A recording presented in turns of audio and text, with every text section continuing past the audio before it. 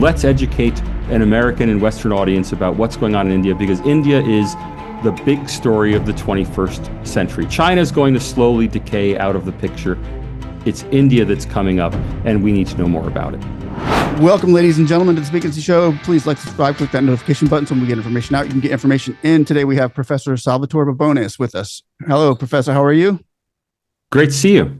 Good to see you, too. And I'm just going to go over a little bit about the author, because this book that you have just put out really couldn't come at a better time for what's going on in America and what is in America. Dharma, democracy. And it's how India built the third world's first democracy. Salvatore Babones is a quantitative comparative socialist at the University of Sydney, Australia. No, I'm not a socialist. I'm a sociologist. Sociologist. No. Okay. I just lost. Don't get me in trouble right off the bat. I lost half of them. Come back.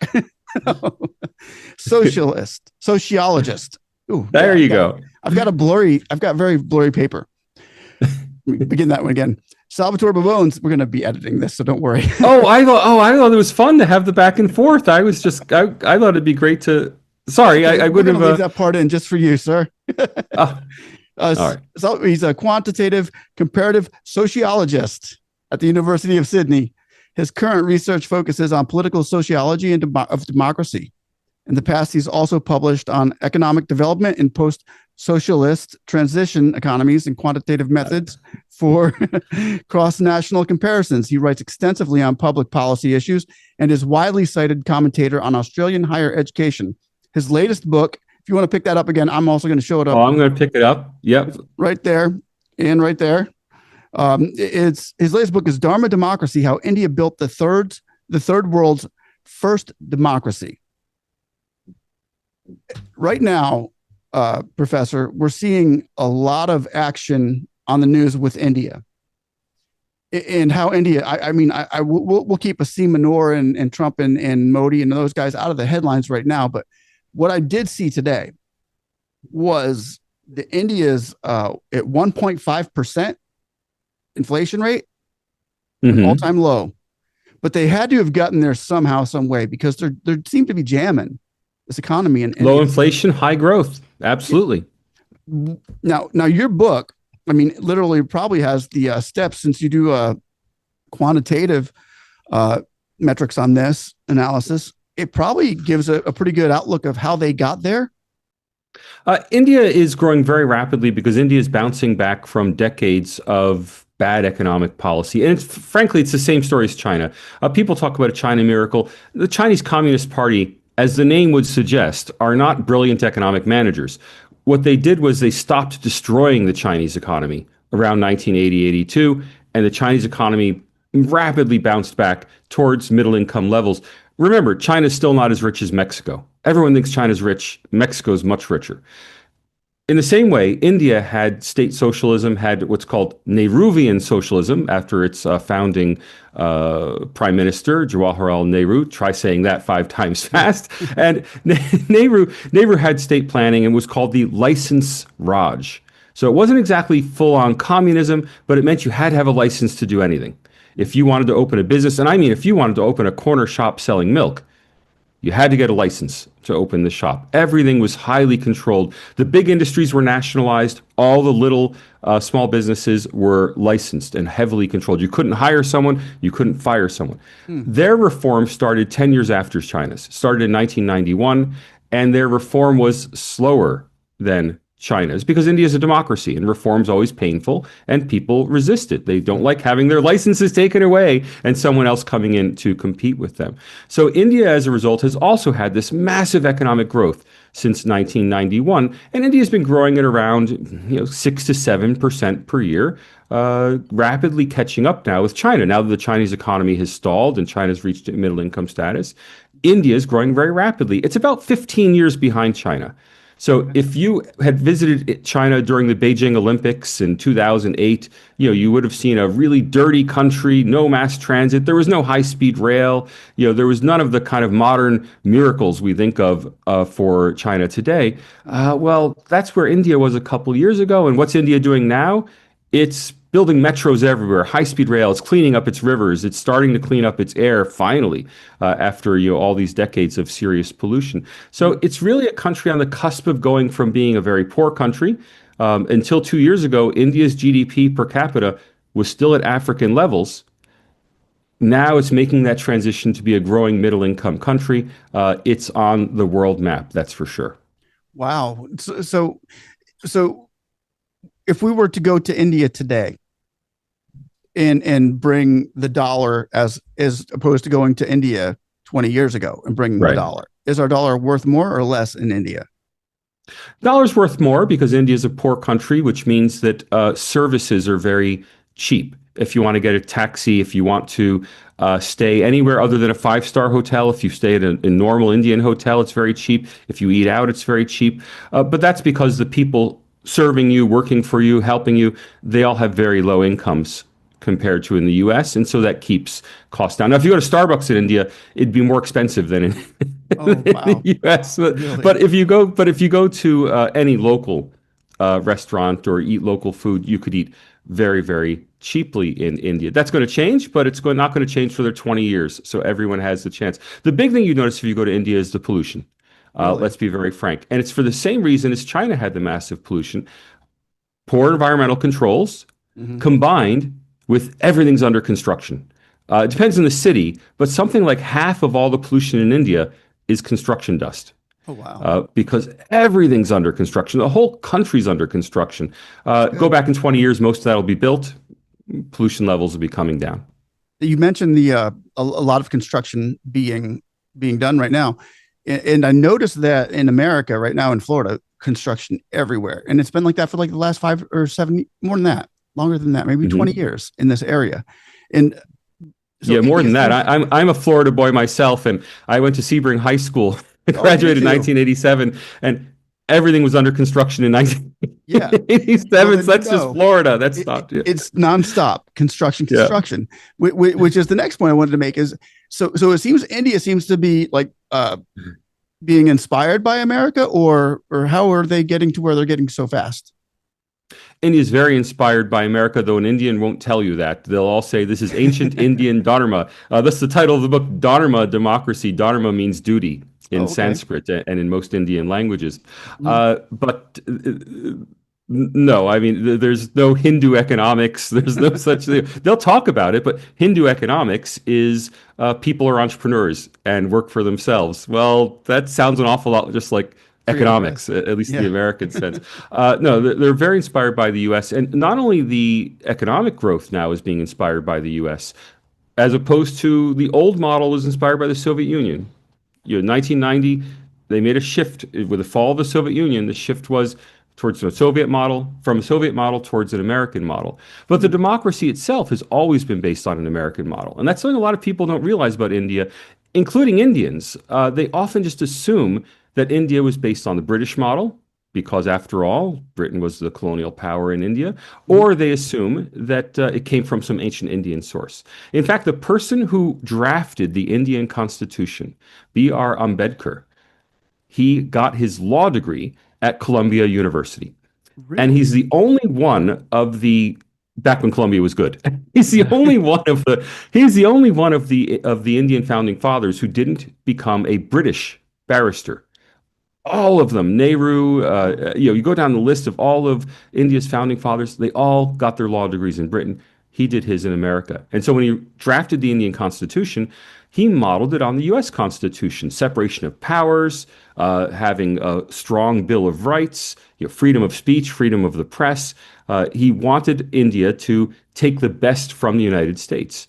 Now, it still has a British style system, and it has a parliamentary system with a prime minister, Mm. not an American system with a president. But other than that, the spirit of the Indian Constitution is actually much more American than it is British. So they're a constitutional republic as Oh, well. absolutely. Oh, okay. Absolutely. The difference is that in America, the federal government originated from the states. Okay. The states came together and formed the federal government.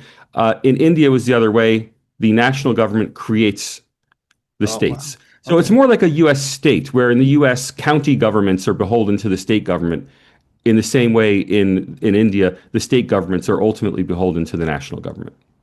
So if it's a democracy, you say, because a lot of people they hear Modi and he's been in power for I don't know what 12 years. 15 years. Well, Fif- I'm sorry. Yes, 12 years. He's been elected for 15 years, but he's now been 12 years in So a office. lot of people consider that a dictatorship. Well, then Angela Merkel was a dictator in Germany because I think Mm, she was prime minister for 17 years. yeah. No, look, in parliamentary systems, you can stay in government as long as your party can muster a majority in parliament. Okay. The Bharatiya Janata Party, the BJP, Modi's party, has been winning elections since 2014, and they won in 2014, they won in 2019, and they won in 2024. It's every 5 years Oh, in okay. India. They win by thin majorities. They actually only have a plurality of the vote. So the BJP itself won only 32.5% of the vote at the most recent election in 2024. On top of that, they have to govern with coalition partners. Right. So if the coalition partners did not want to join the government would fall. Right? So Gotcha. there's no sense in which Modi can just do what he wants or that he's a dictator or change the law at will. Now, there's a lot of rhetoric around that. What they wanted in their campaign for 2024 was give us a supermajority, we'll change the constitution, yeah, but no one gets a supermajority. In Right. India, it's an Well, I mean, incredibly Trump competitive. has gotten the super majority, and he still can't do whatever he wants. Well, Trump, no, Trump has a razor thin Razor thin, majority in every right, but and he's got it. that's the way good democracies work. Yeah. In a well-functioning democracy, you are always worried that you're going to lose the next election, you're going to lose the next vote. And in India, elections are extraordinarily hard fought. And that's why we get so much of the rhetoric complaining about Indian democracy, because opposition figures in India will literally come to the United States and give speeches saying, you need to rescue us. India is no longer a democracy.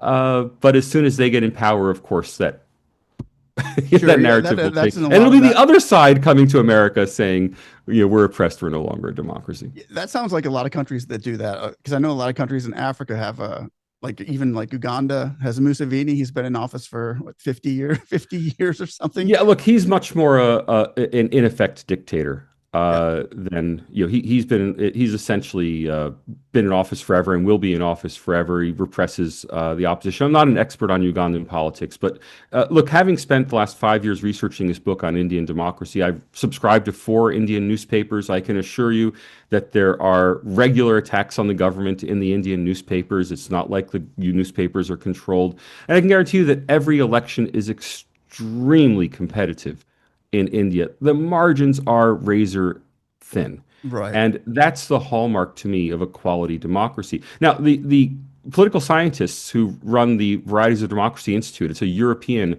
democracy rating think tank, they're the ones who rate India very low and call India an electoral autocracy. Interestingly, the US evaluations of Indian democracy are much better in general. I think they've come down because they've seen the European evaluations be so negative and they're hedging their bets a bit, Right. not wanting to be an outlier on it. But the European evaluations have been very negative. And the interesting thing is, the European evaluations are not made by Europeans, they're made by Indians, which is to Really. say, the European methodology is instead of asking Western experts, we ask the people in the country. Not the people, the political scientists in the country. And Indian political scientists have savaged Indian democracy in the European ratings. The American rating, the two main American ratings are based on U.S. experts making the evaluation. Same with the um, British ratings, the Economist Intelligence Unit ratings, and those rate India much more highly. So that can be kind of unbalanced with that, I would think, wouldn't it? Oh, ratings of Indian democracy range from it's one of the best in the world. One major American rating uses a -10 to +10 scale and rates India a 9 Hmm. on that scale, versus the Rise of Democracy Institute says it's the 105th best in the world out of 187 countries, I think, making it essentially a non-democracy. They call it an electoral autocracy. Wow. And again, I view that. I mean, the thing I'm most famous for in India is once saying that it's Indian intellectuals who are anti-India, and that went wild viral in India because it hit a nerve there. But the fact is, I just wanted to explain to Indians that it's not Swedish people who raided India because they were all saying those Swedes, how dare they say this about India? I said, no, it's not the Swedes saying it. it's your fellow Indians saying it, Right. using a Swedish platform to I say it noticed on. that seems to happen a lot, not only in India but in America. And I just did a video on Rahul Yeah. Gandhi, who stood up in Parliament and Yeah. just beat the living snot out of his own country. It made it sound like he was anti-India, and we have that in America where politicians will Yeah. stand up and they'll be anti everything that America stands for, and everything is going to the wayside. But I guess that we're not alone in that. Not alone. And look, look in the United States when the first Trump administration, we heard endlessly that Donald Trump was a dictator, American democracy was dead. Mm. Then under the Biden administration, we heard endlessly, American democracy is ended. Biden is a weekend at Bernie's corpse being rolled out, and in fact, the steep state is controlling everything. Yep. And then when Trump was reelected, we heard America's no longer a democracy. Trump's a dictator once again. The thing is that everyone knows America. Yep. Everyone's aware of it. Everyone reads the U.S. news. I mean, you'd be amazed, sitting here as I do in Australia, how much of the Australian newspaper is U.S. news. It's Really. full. Oh yeah. I mean, the U.S. makes the headlines in Australia. Everybody here talks about Trump more than they talk about that guy down under, as All Joe right. Biden called him. He couldn't remember the name, Anthony Albanese, who's the Prime Minister of Australia. So everyone knows the U.S. So when we hear these things about the U.S., when Australians hear it, they shrug their shoulders. No one really believes that democracy is ended in the U.S. When Biden wins, when Trump wins. Yeah, they don't like the other side, but no one takes it seriously. But Yeah. if you hear that India is not a democracy from an opposition leader, how do you know? Leader of the opposition is coming and telling you that the country's not a democracy, and the first thing you have to say is, well, then, why are you fighting the elections so hard? You're fighting elections hard because they think they can win. Mhm. And Rahul Gandhi's party actually doubled its representation in the Indian parliament at the last elections. It didn't win the election, Mhm. but it went from 50 seats to 100 seats. Wow. So it That's a really did win. well compared to. Now, remember, in India, there are literally 80 or more, I forget the exact number, recognized political parties. So every vote is divided. Like I said, even the biggest party, the BJP, gets less than one third of the vote in Oh a wow. national election. They have to work in coalition with other parties in Mhm. order to stay in office. So, getting 100 seats out of the 500 something in the Indian parliament, uh, that's not what he wanted, but Right. it's pretty good. Wow. So if somebody would, if I would like, I'm new at this India uh, gig that I kind of fell into it going from Africa and hearing from Jay Shankar, Hmm. then listening to Modi and Lex Freeman, and then seeing Modi running around with Donald Trump. I was like, Right. oh, they've Right. got ties to America, and I appreciated that you know joint effort of these two guys, leaders running around, and I was like, great, Modi and Trump are gonna when Trump won, I was like, great, he's got this guy in India, Modi, who's going to get together and they're going to do great things together. And no, I didn't think there would be any other better time in the world for these two to actually lock arms Mhm. and and get And I think they together. still will get together. I mean, Trump and Modi seem to very much well, I shouldn't say like each other. See, clear Trump likes Modi. Modi is inscrutable. You can never know what he's thinking. He's very warm. I mean, I met Mhm. him once and had a sit down with him, and he's very warm. He'll hug you. But avuncular is probably the best way to describe him.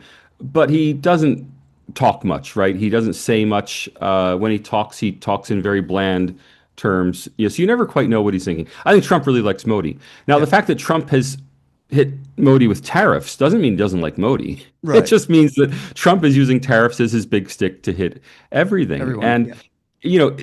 and now if you read the newspapers, you'll hear that, oh, the Trump and Modi breakup and how they now hate each other, and they no, everything Modi does. The one thing they have in common, they're very different. Modi's quiet. He's very reserved. Mhm. Trump is, of course, Donald Trump. Everyone knows what Donald Trump is. They're very different personalities, but there's one thing they absolutely have in common, which is they couldn't care less about international opinion.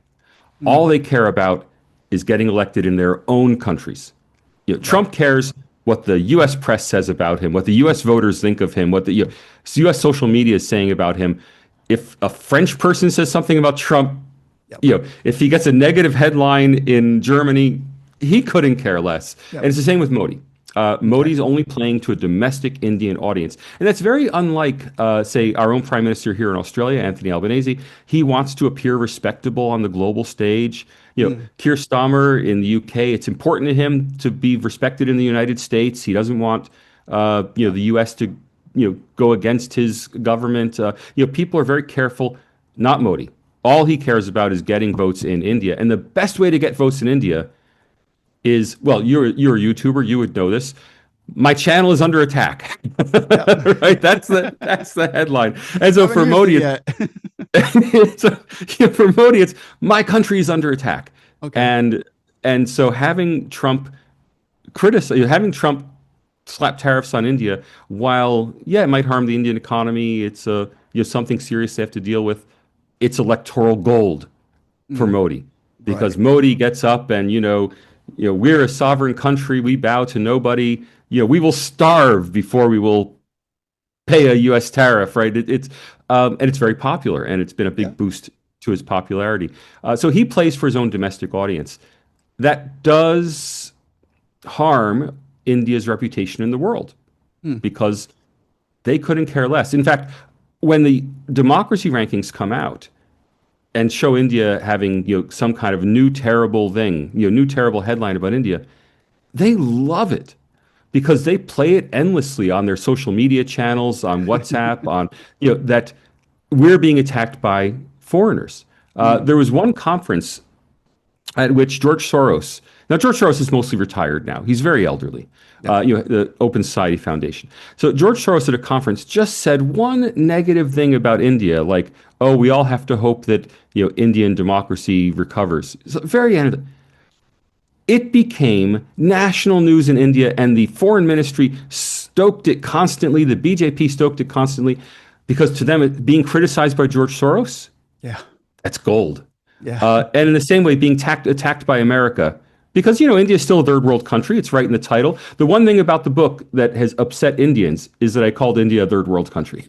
Oh wow. The third. Oh, they're They get really mad about upset. that, do I've they? had so many people on Twitter and saying, Salvatore, we love your book, but you shouldn't have said that. It's very offensive. And I said, well, you are a third world country. If there's one thing any third world country loves, it's America bashing. And so Mm. being attacked by America in the third world is like, Yeah. No. It's it's a great. bragging So right. yeah, so I don't think there's any problem in U.S.-India relations. It's all politics.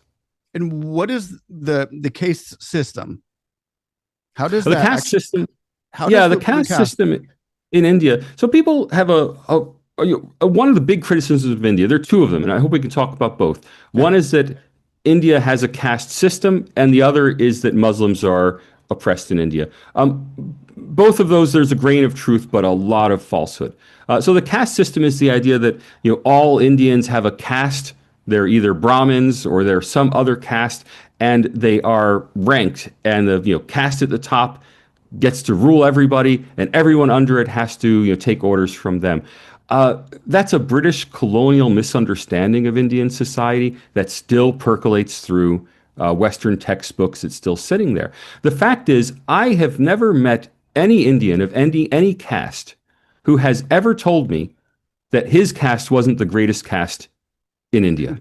Right. So castes are groups of people. They're mythical family lineages. You could probably think of it as a tribe. Groups of people, sometimes numbering in the tens of millions, who generally have a view that they're all descended from a certain mythical king or from a certain god. And people within their caste marry within their caste. Mm. There are traditional occupations associated with castes. So, for example, Narendra Modi comes from what's called an other backwards caste in India, meaning it's not the lowest caste, it's an other Wow. backwards caste. And his caste were supposedly originally seed oil pressers. So like if you want to get seeds out of sunflowers, you press the sunflower and you get the sunflower oil.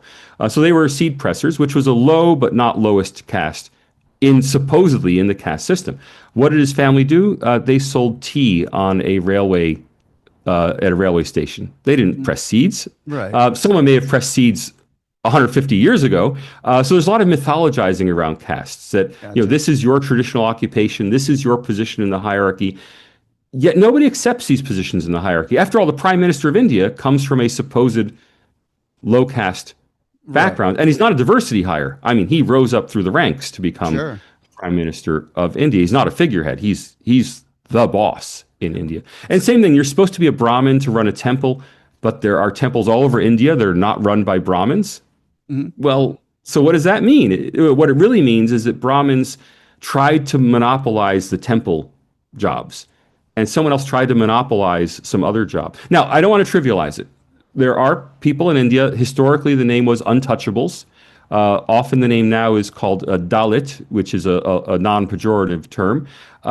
People who are from supposedly very low caste backgrounds, whom historically they had faced severe social injunctions. And even today, some people won't dine or eat food with someone who's a Dalit, or they look down on people who are Dalits. There is anti Dalit discrimination in India. There always has been, Mhm. there is today. I just want to be clear, if you ask a Dalit, what's your caste? They'll say, no, no, no. We're Kshatriyas, meaning that we're descendants of warriors. Right? Oh, No one will ever say, I'm from a low caste. right. They don't accept their supposed place in the hierarchy. Now, that caste hierarchy, historically has had problems. It has social problems. People do face discrimination in Mhm. India because of their caste. People face violence. I mean, there's some horrific cases of people from one caste raping and murdering a girl from another caste, and it's horrific. These stories, Mhm. they're rare, Right. but they're real. Yeah. Like let's face facts. That said, today in a democracy, the largest caste wins the election, and so many of these supposedly lower castes run the government in their states because there Mm. are more of them, right? Right. There are always more poor people than rich people. Mhm. And so we have this bizarre situation that in some states, people who are supposedly lower caste are running the state, and people who are Brahmins are applying for affirmative action protections because they're saying they face discrimination Oh, because wow. they're Brahmin. Reverse the So like, roles. yeah, so like it's not as simple as anyone wants to say. There's certainly not a simple hierarchy with people at the bottom getting the shaft. In fact, in many states in India, it's those large, supposedly backwards castes that are running the show Okay. because they have the numbers. So that's caste. Um, Another big issue around India is the status of Muslims. About 14% of India's population is Muslim, about 80% Hindu, about 14% Muslim, 6% Christian, Sikh, Buddhist, Jain, other. Okay. And Muslims in India are in the awkward position that, let's face it, Pakistan was created in 1947 to be a homeland for India's Muslims. Mhm. And many of the professionals, not many, according to my research, virtually all of the professionals in India left and went to Pakistan. Oh, So wow. the people who worked in the British civil service, the people who worked, who were high military officers, the people who were high judges and lawyers in the court system, over 95% of them migrated to Pakistan if they were Muslim, Wow. leaving behind the rest of the Muslim population. With the result that today there's a serious deficit. Now it's been 77 years since India's independence.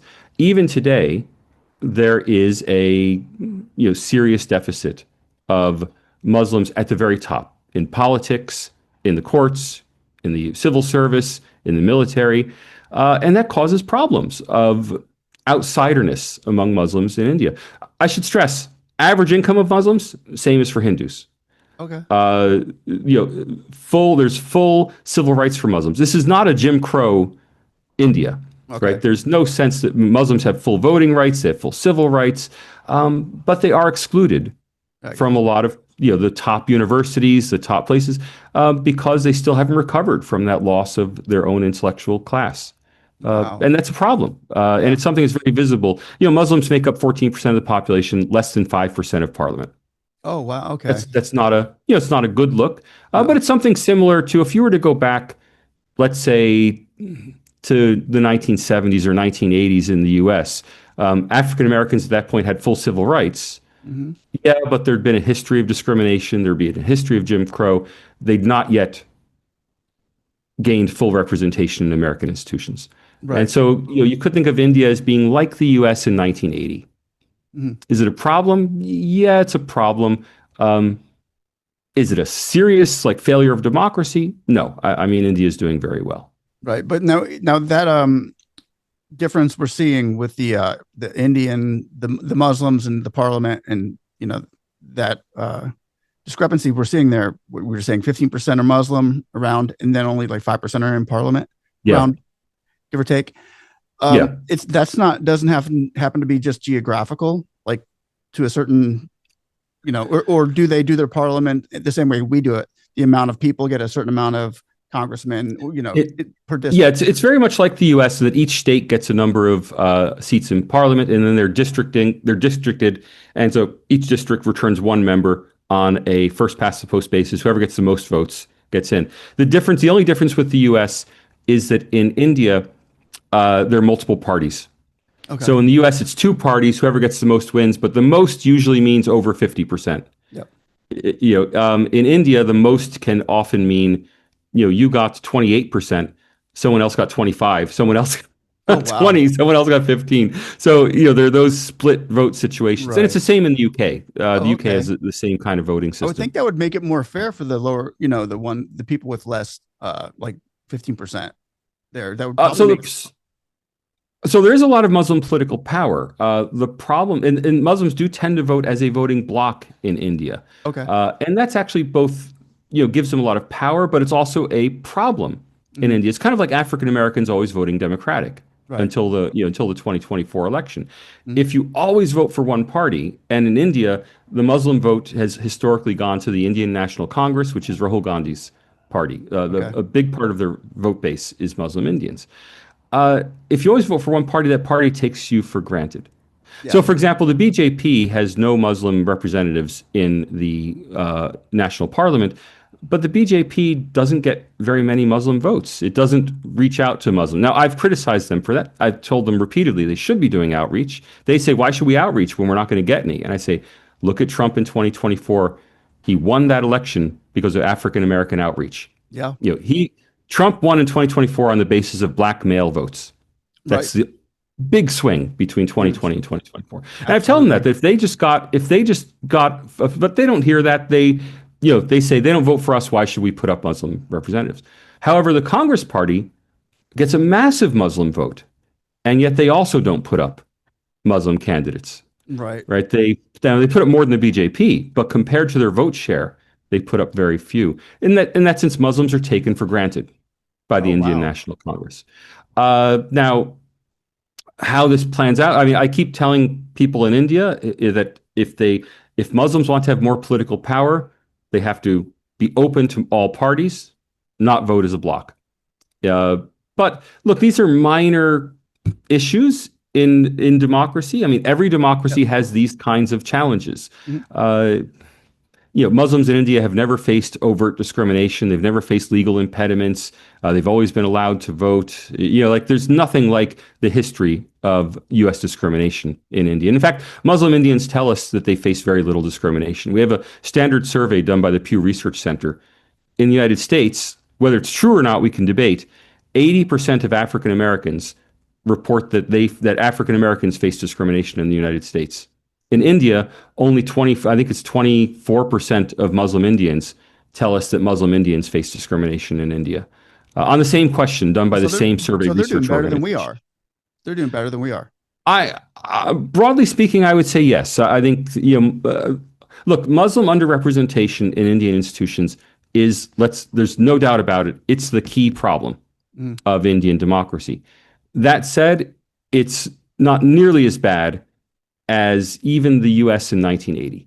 Oh wow. Whether it's as bad as the US in 2025, you could cite statistics either way, you could cite data either way, but it's comparable. And that's what my whole book's about. It's about trying to make quantitative comparisons. Can we go to survey data? Can we go to income data? Can we go to real hard data? Instead of a political scientist's opinion, Yeah. can we go to real hard data and find out how does India compare to Western countries?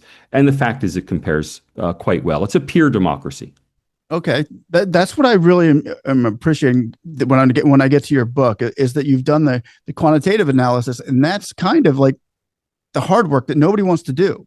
That's the part that nobody wants to do, but that actually tells the story of what's going on as opposed to the news and the media and the Look, vilification. I think the reason is that, forgive me, Indian listeners, I couldn't care less about India. It's not my Mm, country. It's not my focus. I'm not an Indologist. I don't speak Indian languages. I don't read Sanskrit. I'm coming to India as an outsider. In fact, when I started this book, I'd never been to India. mm, I only went to India to speak at a few media conferences. I've never traveled in India. I'm not Indian. right. And so when I look at India, I don't care which side likes my research. I don't care if I'm going to be applauded or hated. I just wanted to answer the question, how did India survive as a democracy when all Mm, the other third world democracies failed? And that's really the question the book is dedicated to. I'm just going to the data dispassionately, not caring.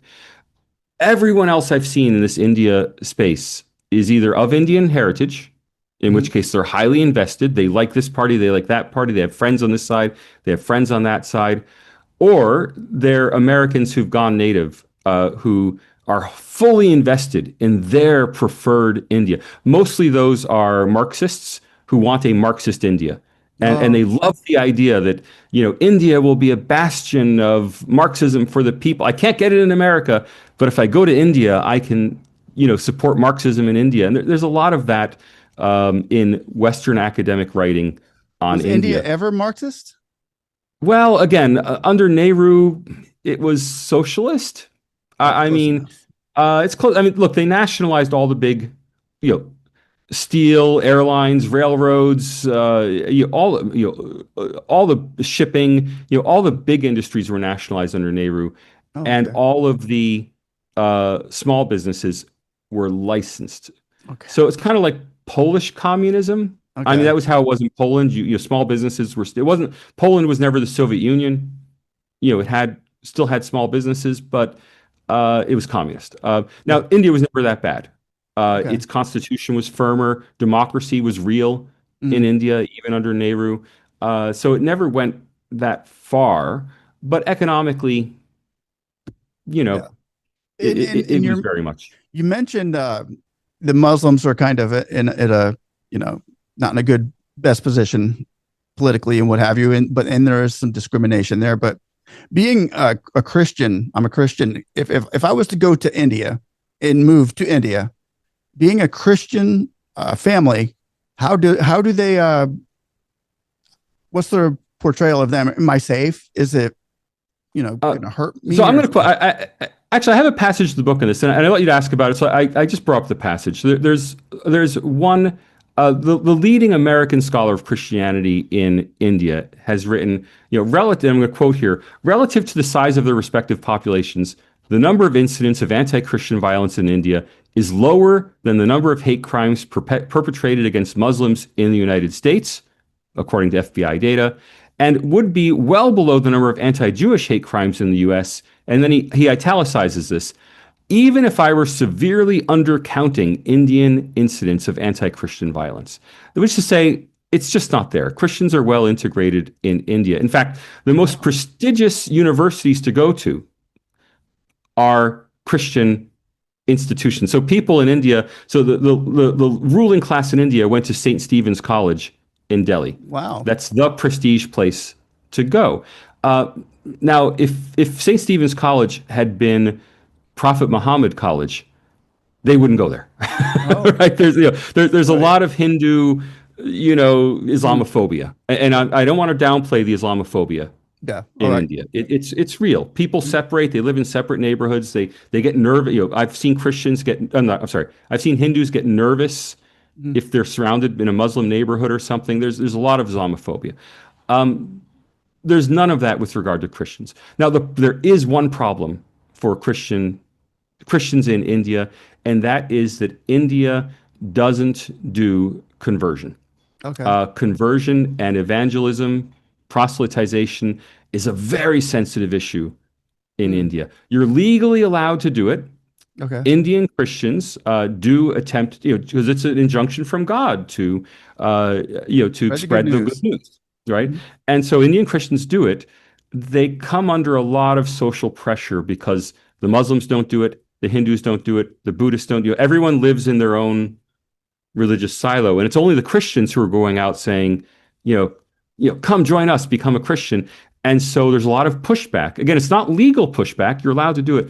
There's a lot of social Right. pushback Right. against it. And there has been vandalism of churches. It's something that's well documented in India. It does occur, and it's usually in response to proselytization. An outreach. Uh, Yeah. that said, there's not violence against Christians. Okay. There's no legal impediment against Christians. Now, the one thing that does make the Western news, especially in the Christian press, is missionaries being booted out of the country.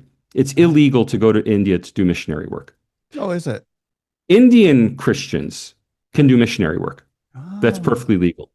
But you can't get a visa. And it's the same as many African countries, many developing countries um, don't want you to rock the boat, so to speak. Mhm. And so you can, if you're a Christian, you can go to India, travel, have a great time. But if you go to India as a foreigner on a visa and you start knocking on doors and handing out flyers, you'll get deported for that. It's I, just illegal, yep. and it's illegal in much of the world. Our ideas about religion don't necessarily travel everywhere else. But I want to stress, if you're Indian, yeah, you can go knock on doors, hand out leaflets. Your neighbors will think you're really strange. It's That's kind of like it's kind of like when the Jehovah's Witnesses show up in the door in the U.S. Only more so. People are very upset by it, but yeah. it's perfectly legal. That's interesting because I was ordained underneath a gentleman named T.L. Osborne, and he's got some old video of I mean he's dead now. But he had old video of when he actually went to India for a missionary trip. So did they come up with new anti? No, no, he must have. It must have been a hidden missionary activity. It's just not legal, and it's never been Oh, legal. never been Uh, legal. Okay, no, it's so, never been legal in so he must India. have did At this least under not the since. radar.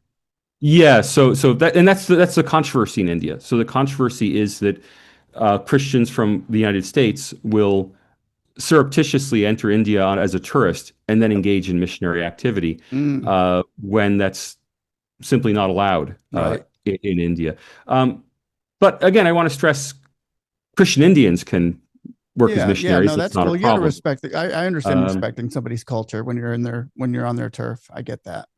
But Yeah. But it is a big sensitive issue around Christianity in India, and it has been mobilized. Now, the odd thing is, because the U.S. is a majority Christian country, the odd thing is that everything about India is politicized.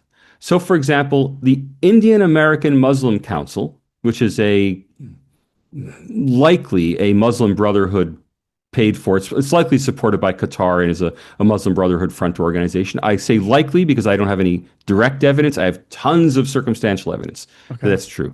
The Indian American Muslim Council is very anti-India. They're always bashing India in the U.S. press, and they have learned the tactic.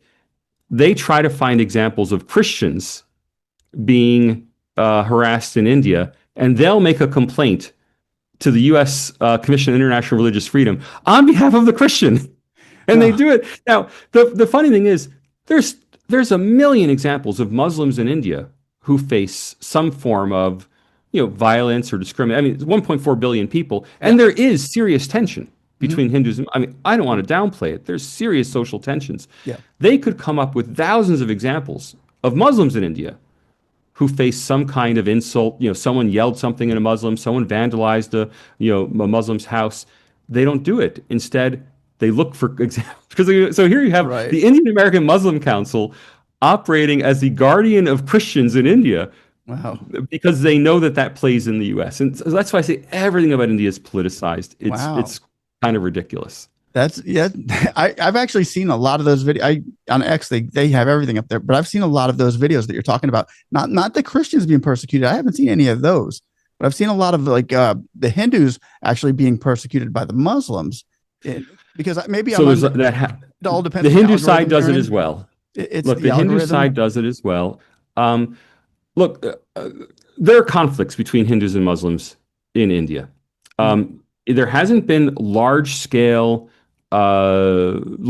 mob violence really since 2002. And one reason Narendra Modi gets a lot of heat is the last incidents of mass unrest was when he was the chief minister, effectively the governor of the state of Gujarat. Hmm. And he had only been chief minister for 3 weeks, and there was a huge series of riots in Gujarat. More than 1,000 people were Is that where the killed. train terrorism took That was the place? train. Yes, that was the Yep. train. The Godhra incident, where Hmm. a train carrying Hindu pilgrims back Hmm. from a Hindu religious site was attacked by Muslims on the platform. There's a lot of evidence that it was actually attacked by Muslims. It's still debated, but the evidence to me seems Yeah. overwhelming that there were Hmm. fire bombs, and it was attacked by Muslims in the station. There were then Hindu reprisal Hmm. pogroms in the city. There were then Muslim attacks on Hindu. I mean, it spun out of control. Narendra Modi was a brand new chief minister. He, when he was asked, "What are you doing?" he simply said, "Well, that's a matter for the police." Hmm. He didn't have the experience. He'd never been in office before in any kind. This was Right. his first non political job. He'd previously been a political organizer. Wow. And here he was, chief minister of a state. He didn't understand that, Right. you're the boss now. You've got to do something. And so he was hands off about it. And he's been repeatedly exonerated by Indian courts for having done anything wrong. My own view is that he didn't do anything wrong. He just didn't do things right Right. that he should have done. Right. He should have been out there He was still trying to going through stop the violence. orientation, apparently, huh? But that was the last incident. So 2002 is the last time there were It's not large bad. scale That's not bad. riots in India. But there's still a lot of street level, pushing, shoving, hostility. You dated my, you looked at my sister. Right. You said something about my idol. You played your music too loud, and it spirals out of control. Uh, but not out. I mean, it spirals higher than it should. It gets to fist fights. It gets to hitting with sticks, and there are occasional stabbings, and this Sure. does happen. There's a lot of tension, let's say, but not the outright. The videos that you can find. It's kind of like, well, it's kind of like if you looked at the United States and you want to find videos, like recently the one going around with whites being beaten up by blacks, or a black being beaten up by. I mean, if you Yeah. find a video that's anything white black violence, even if it has nothing to do with race, Yeah. Yeah. even if it's just a white guy and a black guy had a fight, Yep. that's going to go viral and become a national issue. And it's the Yeah. same in India with Muslims and Hindus. And yeah, I guess it depends what algorithm we find that day. Because sometimes I get a million of them, and sometimes I don't get any. So I think it all went away. And a But lot of it is actually, you'll get video that actually was taken 10 years ago yeah, that someone will say, "Oh, look what happened." It's like, I saw that that as happened. it was part of the Cambodia war that just went on over Cambodia and Thailand. They Right. were showing bombings going off, and finally Grok or whatever came up and said that's not Thailand and Cambodia. That's Yeah. 1988, and something was like, This happens all the time. let me It happens all the time. delete my retweet on that. So I ask Grok almost everything now. We know Modi. I think you're 100%. I think Modi and Trump do have a good relationship when it comes to just personal relationship with each other. I think they have a good relationship with each other, but I think it should be better. Like when Trump got elected, I thought that Modi and India. Why doesn't India ally with America against China and Russia? Because didn't China just help Pakistan during that little beef that they had? Those were Chinese jets that were shooting down Indian jets, not the Pakistani F-16s. Those are ancient. It was Pakistan's brand new Chinese jets. Oh, look, so Really? Pakistan and China are closely allied, and so India obviously has a very strong anti-China stance, but it's India's anti-China stance, and they're very clear about this. What China does in the South China Sea is not their problem. What China does in Korea and Japan, is not their problem. It's an extremely nationalist country in India, and all that matters is what India suffers from China. And in their view, China is occupying large areas of Indian territory. If you go to an Indian map, it will show that India extends all the way up to Afghanistan, and there's an Indian-Afghan border. It's a great gotcha moment in Indian politics if you can get someone to say that Afghanistan does not border India, just accidentally. Really? Well, how can we send aid to Afghanistan? We don't border Afghanistan. So, aha, we do border Afghanistan. It's on the map, but that land is occupied by China. Right. So there's a permanent hostility between India and China, but it's their hostility. They own it.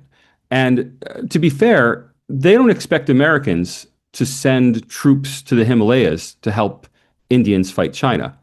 Right. In the same way, they're not going to help send a Navy ship to the South China Sea to help in freedom of navigation patrols, over there. It's not their problem as they see it. So India is aligned, not allied. I got you. And if you want to think of it, I probably shouldn't use this example because it sounds terrible, but the Western powers in the Soviet Union were aligned against Nazi Germany. They fought separate wars, right? It wasn't, each had their own reasons. They're very different countries, very different Yep. civilizations fighting against Nazi Germany. In the same way, India and the US both have their reasons for opposing China, uh, but they are aligned, not allied. And that's simply the situation in India. And thus with Russia, India has no beef with Russia. I mean, so the attitude in India is Russia, Ukraine, that's Europe's problem. Hmm. There's no kind of anti-Ukraine sentiment in India. There's not any celebration of Ukrainian losses. I mean, it's not like they take the Russian side. Right. It's rather that they just say, "Hey, that's not our conflict." And so India refuses to put sanctions on Russia because, in their view, Russia's done nothing to India. Right. And in fact, Russia sells India quite a bit of defense equipment. And in India, there's no sense of shame of, oh, we're buying from Russia that's somehow bad. To them, it's, well, Russia's willing to sell us good stuff cheap. Yeah. We'll buy Yeah. good stuff cheap. Now, what I keep telling Americans is, while that may sound unpalatable to Americans, like we want everybody, obviously, I'm American myself, we want everyone to be rah rah USA. Um, in fact, it's quite useful for the United States Hmm. that there's a conduit to Russia, that we know that India is always going to oppose China. There's never going to be any rapprochement. I mean, China's not going to give up Indian territory. Right. India is never going to be friendly with China. It's Right. that simple. And if we ask ourselves, long game, not today's sanctions, look out 10 years, 20 years, 30 years, do we want Russia to be a permanent enemy? Or do we want Russia to be part of a Chinese satellite state? Right. Or do ultimately we want Russia to be also a bit China skeptical? Hmm. Well, yeah, not under Putin, right? I mean, we can all agree Putin's a bad guy. He's done really bad things. Russia's never going to be a NATO ally. Russia's never going to be a friend of the United States. But there's no necessary permanent, 10 years, 20 years, 30 years, 40 years. Well, for that purpose, India becomes a useful conduit. It becomes a useful, maintaining that connection becomes useful for American policy in the long run. In the short run, it doesn't really harm much. Sure. I mean, yes, India is buying Russian defense equipment, but that stuff would go to China if it didn't go to India. In fact, India tries to prevent sales. So there's been a lot of controversy over the S-400 missile systems. They were being delivered to China, and then India said, "You deliver that to China, we're not going to buy them anymore." And the deliveries to China stopped. Now, we don't know. Like, it's all very secretive. It appears that two of these advanced systems did get to China before India then said, "We won't buy any more Russian equipment if you sell to China." So like in a way, it keeps the best of Russian gear out of Chinese hands. Um, but really, fundamentally in India, the story is they just don't view Russia as a problem. But It's not a are problem they for kind India. of playing two sides of the fence here? I don't think they're playing it. I think from their point of view, they have no permanent enemies except China and Pakistan. Right. China and Pakistan are their permanent enemies, and that's all they care about. They're happy to buy from Israel. They buy a lot of Israeli defense equipment. They're very close with France. Their frontline fighter jet is the French fighter jet, the Right. Rafale. Yeah. Not the F-35 or a Russian jet. As far as India is concerned, their world is South Asia, and what happens outside of South Asia, Care it's less. not their problem. Right. Yeah, and that's really how they view it. That's not a bad view. I don't mind that view actually. Yeah, look, it comes from the history of non-alignment and that Yeah. idea of not only, during the Cold War, non-alignment meant, in effect, um, we're on the Soviet side, right? The Soviets really penetrated the non-aligned movement. Today, India is not part of a non-aligned movement. Today, India is just very nationalist. So Right. there's no rhetoric. I mean, the rhetoric of third world solidarity that was kind of a front for Marxism, that rhetoric is long gone. Right. India is not third world solidarity. India is India for India. Wow. And that's why, for example, if you went back 40 years, there would have been full Indian support for Palestine against Israel. There would have been full Indian alignment with Arab countries. Today, no. As far as India is concerned, they'll buy the Israeli defense. If Israel's got something good, that's great. The the Israel-Palestine conflict, they don't take sides. And it's Wow. not that they're anti-Palestine. It's just that it's not their war. That could really play on. I guess you could learn something from that because that would play in a lot of countries' favors if they didn't have alliances and getting that cheap oil from Russia and buying cheap goods from I mean, if we could Well, do something that's that, if often misunderstood about the oil, India actually buys cheap oil from Russia legally under the sanctions regime. That is, the sanctions regime limits the price at which Mhm. Russia can sell its oil so that Russia can't profit very much from oil sales. And India does buy that cheap oil. So India is in full, as I understand it, India is currently in full compliance with the sanctions regime. Oh, okay. The political pressure that India shouldn't buy Russian oil has been exerted on top of the sanctions regime. And in India, it plays very poorly because they always point to Europe and they Yeah. say, well, Europe is still buying Russian natural gas Hmm. under the sanctions regime. Why Right. can't we buy Russian oil under the sanctions regime? Yeah. And that's really how they see it. Yeah. Now, whether Trump actually places sanctions on India, secondary sanctions as they're called, well, Trump's meeting with Putin in Alaska, maybe things are resolved. I mean, we'll have to see whether that will actually come to pass. Yeah.